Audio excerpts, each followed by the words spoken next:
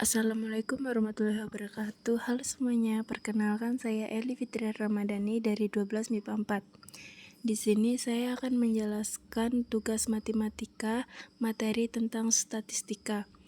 Baik, langsung saja kita mulai. Pertama, kegiatan pembelajaran kita ada 1. Penyajian data, 2. Ukuran pemusatan data, 3. Ukuran penyebaran data. Penyajian data itu sendiri terdiri dari 1. Diagram garis. Pada diagram garis, sumbu X biasanya menyatakan satuan waktu, sedangkan sumbu Y biasanya menyatakan frekuensi. Diagram garis digunakan untuk menyajikan perkembangan data statistik yang kontinu seperti jumlah penduduk tiap tahun, omset penjualan barang, dan suhu badan pasien. 2. Diagram lingkaran. Diagram lingkaran yaitu bentuk penyajian data dengan menggunakan sektor-sektor dalam suatu lingkaran. Diagram lingkaran ini digunakan untuk menunjukkan perbandingan antara objek yang satu dengan objek lainnya terhadap keseluruhan dalam suatu penyidikan. 3. Diagram batang. Diagram batang yaitu penyajian data dengan menggunakan persegi panjang dengan arah vertikal atau horizontal. Tinggi setiap persegi panjang sesuai dengan jumlah data masing-masing objek. 4. Tabel distribusi frekuensi. Tabel distribusi frekuensi adalah sebuah tabel yang digunakan untuk menganalisis data yang diperoleh dari suatu penelitian atau pengumpulan data. Tabel ini memuat informasi tentang frekuensi atau jumlah kemunculan dari setiap nilai atau kategori data. Jika ukuran data cukup besar, N lebih besar dari 30, maka digunakanlah tabel distribusi frekuensi. 5. Histogram dan poligon frekuensi. Histogram adalah penyajian distribusi frekuensi menggunakan diagram batang tegak. Pada histogram, antara dua batang yang berdampingan tidak terdapat jarak. Berbeda dengan penyajian diagram batang terdahulu, sumbu datar pada histogram menyatakan kelas-kelas interval, sedangkan sumbu tegak menyatakan frekuensi. Dalam hal ini, batas kelas interval merupakan tepi bawah dan tepi atas. Tepi bawah sama dengan batas bawah dikurang 0,5, sedangkan tepi atas sama dengan batas atas ditambah 0,5. Poligon frekuensi yaitu jika setiap titik tengah, sisi atas persegi panjang yang berdampingan dihubungkan dengan suatu garis, maka terbentuklah grafik. 6. Tabel distribusi frekuensi kumulatif dan ogive. Tabel distribusi frekuensi kumulatif diperoleh dari tabel distribusi frekuensi dengan cara menjumlahkan frekuensi demi frekuensi. Tabel distribusi frekuensi kumulatif ada dua macam, yaitu distribusi frekuensi kumulatif kurang dari dan distribusi frekuensi kumulatif lebih dari. Untuk membuat tabel distribusi frekuensi kumulatif kurang dari, digunakan tepi atas kelas. Sedangkan untuk distribusi frekuensi kumulatif lebih dari, digunakan tepi bawah kelas. Sedangkan ogive adalah grafik distribusi frekuensi kumulatif berupa kurva yang menghubungkan titik-titik yang membentuk poligon frekuensi kumulatif kurang dari atau lebih dari. Pada kegiatan pembelajaran 2 ini, kita akan mempelajari ukuran pemusatan data berkelompok, yaitu 1. Rata-rata atau mean data berkelompok. Rata-rata atau mean data berkelompok dapat ditentukan dengan tiga cara, yaitu A. Cara rumus umum rata-rata hitung. X sama dengan sigma FI dikali XI per sigma FI. A. Cara rumus umum rata-rata hitung. X sama dengan sigma FI dikali XI per sigma FI sama dengan F1 dikali X1 ditambah F2 dikali X2 ditambah F3 dikali X3 ditambah sampai seterusnya per F1 ditambah F2 ditambah F3 ditambah F sampai seterusnya. XI itu sama dengan nilai tengah kelas ke I, sedangkan FI itu sama dengan frekuensi kelas ke I. B. Cara simpangan rataan atau rataan sementara. X sama dengan XS ditambah sigma FI dikali DI per sigma FI. XS itu sama dengan rataan sementara atau nilai tengah kelas dengan frekuensi terbesar. Sedangkan FI itu frekuensi kelas I dan DI itu sama dengan selisih setiap nilai tengah dengan rataan sementara, atau DI itu bisa dicari dengan XI dikurang XS. C. Cara pengkodean atau cara coding. X sama dengan XS ditambah P dikali sigma FI dikali UI per sigma FI. P itu sama dengan panjang kelas, sedangkan UI itu kode. Dengan ketentuan UI sama dengan 0 untuk kelas XS. Kode bulat negatif berurutan min 1, min 2, min 3, dan seterusnya untuk kelas-kelas sebelum XS. Dan kode bulat positif berurutan plus 1, plus 2, plus 3, dan seterusnya untuk kelas-kelas sesudah XS. 2. Modus data berkelompok. Modus adalah ukuran pemusatan data yang digunakan untuk menyatakan kejadian yang paling banyak terjadi atau paling banyak muncul. Modus data berkelompok ditentukan dengan rumus sebagai berikut. MO sama dengan L ditambah P dikali DI per DI1 ditambah D2. L itu sama dengan ke tepi bawah kelas modus atau kelas dengan frekuensi terbesar. DI itu selisih antara frekuensi kelas modus dan frekuensi tepat satu kelas sebelum kelas modus. Sedangkan D2 itu selisih antara frekuensi kelas modus dan frekuensi tepat satu kelas sesudah kelas modus. 3. Median data berkelompok. Median adalah ukuran yang terletak di tengah setelah data diurutkan. Median data berkelompok ditentukan dengan rumus sebagai berikut. ME sama dengan L ditambah P dikali N per 2 dikurang F per Fm, di mana median terletak pada datum ke N per 2. L itu sama dengan tepi bawah kelas median, F itu frekuensi kumulatif tepat sebelum kelas median, Fm itu frekuensi kelas median, dan N itu banyak datum. A. Mean. Rumus mean yaitu X sama dengan XS ditambah P dikali sigma FI dikali UI per sigma FI. Nilai tengah XI dapat ditentukan dari titik tengah setiap tepi kelas. Rataan sementara XS diambil dari kelas dengan frekuensi terbesar. Panjang kelas atau P diperoleh dari selisih dua tepi kelas. B. Modus. Rumus modus yaitu MO sama dengan L ditambah P dikali D1 per D1 tambah D2.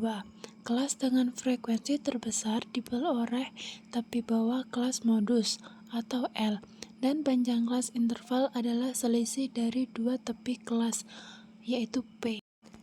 C. Median. Rumus median yaitu ME sama dengan L ditambah P dikali N per 2 dikurang F per Fm.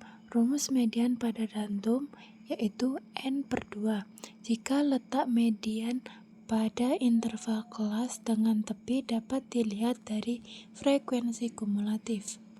4. Kuartil dan desil untuk data berkelompok. Kuartil adalah kumpulan data terurut dibagi menjadi 4 bagian yang sama, maka didapat 3 pembagian dan tiap pembagian itu dinamakan kuartil. Gambarnya sudah saya taruh di situ, kalian bisa lihat secara detail. Kuartil tengah Q2 sama saja dengan median yang telah dibahas sebelumnya. Kuartil data berkelompok juga dapat ditentukan dengan rumus sebagai berikut. XI sama dengan LI ditambah P dikali I per 4 dikali N dikurang FI per FI. LI itu sama dengan tepi bawah kelas kuartil ke I. FI itu sama dengan frekuensi kumulatif tepat sebelum kelas kuartil ke I. Sedangkan FI satunya yaitu frekuensi kelas kuartil ke I. Desil yaitu kumpulan data dibagi menjadi 10 bagian yang sama, maka didapat 9 pembagian, dan tiap pembagian itu dinamakan desil. Desil data berkelompok dapat ditentukan dengan rumus sebagai berikut. DI sama dengan LI ditambah P dikali I per 10 dikali N dikurang FI per FI, di mana DI adalah pada dantum I dikali N per 10. Di kegiatan pembelajaran 3 ini, kita akan mempelajari tentang ukuran penyebaran data, di mana penyebaran data itu terdiri dari 1. Simpangan rata-rata. Simpangan rata-rata sekumpulan data adalah rata-rata dari selisih mutlak nilai semua terdata terhadap rata-ratanya. Simpangan rata-rata atau mean deviation dari data X1, X2, X3, dan X seterusnya dirumuskan dengan rumus SR sama dengan sigma N I sama dengan 1 dikali XI dikurang X per N. SR itu adalah simpangan rata-rata, dan X itu rata-rata hitung atau mean. Untuk data berkelompok yang disusun dalam tabel distribusi frekuensi, simpangan rata-rata ditentukan dengan rumus sebagai berikut. XR sama dengan sigma N I sama dengan 1 dikali FI dikali XI dikurang X per sigma N I sama dengan 1 dikali FI. 2. Ragam dan simpangan baku. Ragam atau varians adalah ukuran seberapa jauh sebuah kumpulan bilangan atau data tersebar.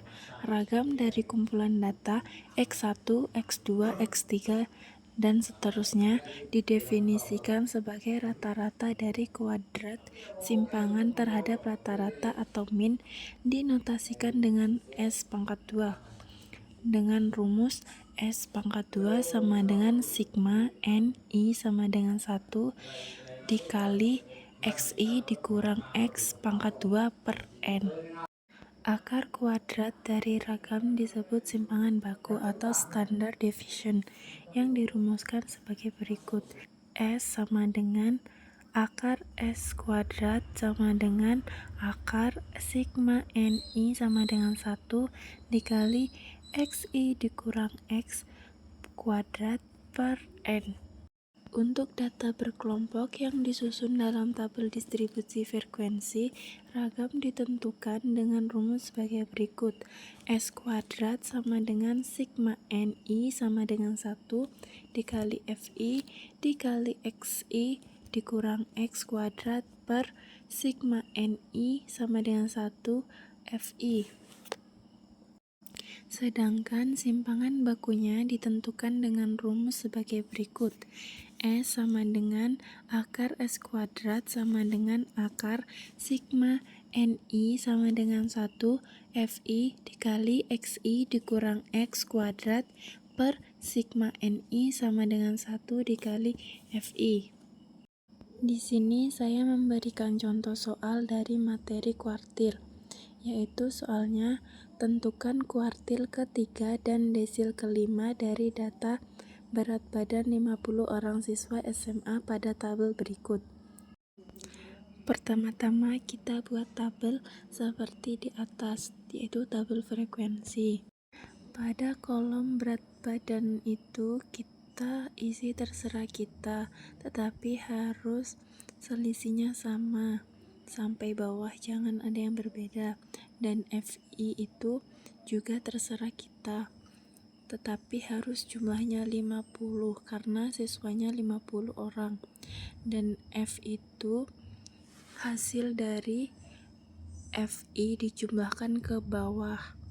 dijumlahkan ke bawah itu maksudnya kan F pertama itu 4, jadi kita tidak perlu dijumlahkan dulu, kita tulis dulu 4, lalu 4 itu kita jumlahkan dengan 6, yaitu hasilnya 10, kita tulis di bawah angka 4, lalu 10 itu kita tambah 9, itu hasilnya 19, kita tulis di bawah 19, lalu jumlahkan selanjutnya sampai habis, dan hasil akhirnya harus sama dengan jumlah siswanya.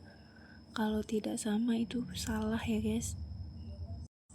Kita cari Q3-nya, di mana letak Q3 pada datum ke 1/4N atau sama dengan 3/4 dikali 50, hasilnya 37,5. Kenapa bisa jadi 3/4? Karena yang kita cari itu Q ketiga atau kuartil ketiga, jadi I diganti dengan 3, jadi 3/4. Lalu kenapa itu ada 50? Karena siswa kita adalah 50 orang, jadi N itu banyak datumnya, jadi hasilnya 37,5. Lalu letak Q3-nya pada interval kelas 51 sampai 55. Kenapa letaknya di 51 atau sampai 55? Karena F-nya itu kan 43, terus hasil dari Q3 kita tadi 37,5, jadi kan mendekati 43, karena kalau 33 itu kan kurang, kita tidak boleh mengambil nilainya kurang, tapi kalau lebih nggak apa-apa. Terus L3 itu sama dengan 51 dikurang 0,5, hasilnya 50,5. Dan P itu sama dengan 5. Kenapa 5? Karena 31 sampai 35 itu selisihnya 5. Kita hitung dari 31, 32, 33, 34, 35. Jadi selisihnya 5, kita tulis 5. F itu kenapa 33? Karena kita ngambil frekuensi kumulatif tepat sebelum kelas kuartil, yaitu di atasnya 43 kan 33, jadi kita tulis 33. Lalu kenapa F selanjutnya itu 10? Karena frekuensi kelas kuartilnya itu 10. Semuanya udah dicari, lalu kita lanjut masuk ke rumusnya, yaitu Q3 sama dengan L3 ditambah P dikali 3/4 N dikurang F per F, dimana L3 kita tadi diperoleh 50,5 dan P itu 5. Terus 3/4 dikali 50, N kita 50, dan F kita tadi 33, jadi kita tulis 33/10 karena F kita tadi juga 10.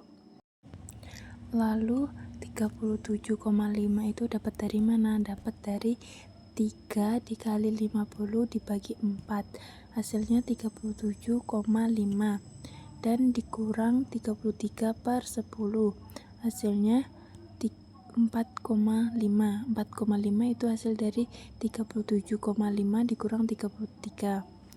Setelah itu kita bagi dulu 22,5 dibagi 10, hasilnya 2,25. Lalu kita jumlahkan dengan 50,5, hasilnya 52,75. Itu nilai kuartil Q3-nya dari berat badan siswa SMA. Lalu kita cari desil kelimanya. Kita buat terlebih dahulu tabel seperti sebelumnya. Kita cari desil kelimanya dengan menggunakan datum ke I/10 dikali N sama dengan 5/10 dikali 50. Kenapa 5/10? Karena 5 itu dari desil kelima, atau kita cari D ke-5-nya.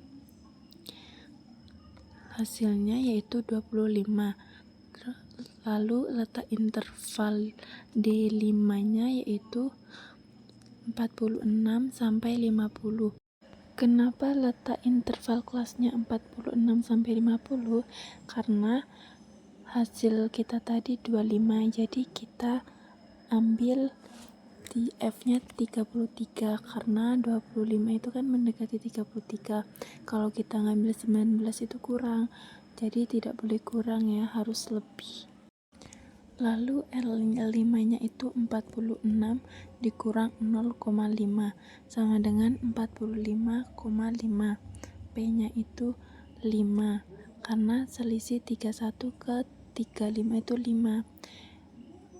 Lalu F-nya itu 19 karena kita ambil sebelum kelas intervalnya yaitu 19, dan F-nya 14 karena sesudah kelas intervalnya. Setelah semuanya sudah dicari, lalu kita masukkan rumus desilnya yaitu D5 sama dengan R5 ditambah P dikali 5/10N dikurang F per F sama dengan L5-nya itu tadi kita peroleh 45,5, lalu P kita peroleh 5, lalu 5/10 tadi kita peroleh juga, N kita tadi 50 kita tulis 50, lalu F kita tadi 19 kita tulis 19 per F kita tadi 14 kita tulis 14. Jadi 45,5 ditambah 5 dikali 25 dikurang 19 per 14.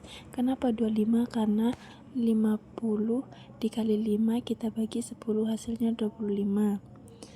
Lalu 45,5 ditambah 5 dikali 6 per 14. Kenapa 6? Karena 25 dikurang 19 itu 6. Lalu 6 itu kali 5 yaitu 30 per 14.